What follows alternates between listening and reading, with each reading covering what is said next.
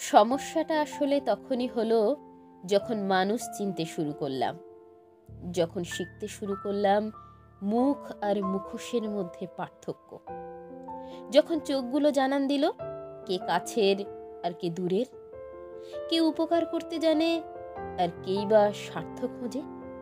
হ্যাঁ, সমস্যাটা তখনই শুরু হলো যখন মানুষ চিনলাম খুব কাছ থেকে। বোকা আমিটা ধোকা খেয়ে হলাম দারুণ কঠোর। ঠিক তখনই চোখ থেকে সরে গেল আবেগের কালো পর্দা।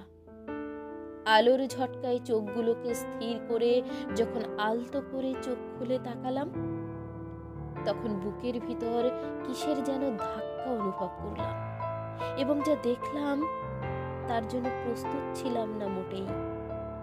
চেয়ে দেখি আমার আশেপাশে কেউ নেই।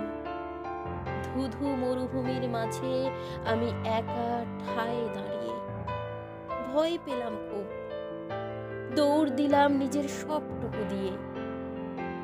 কিছু দূরে যাওয়ার পর দেখলাম দু একজন দাঁড়িয়ে, আর এরা তারাই ছিল যাদের আমি দূরে সরিয়ে দিয়েছি অন্য কারো মোহে পড়ে। বুঝলাম আমি ভুল ছিলাম। সবকিছু বুঝে এখন মনে হচ্ছে এই এক জীবনে মানুষের মুখোশ চিনতে পারাটাই আমার জন্য ভীষণ অভিশাপের।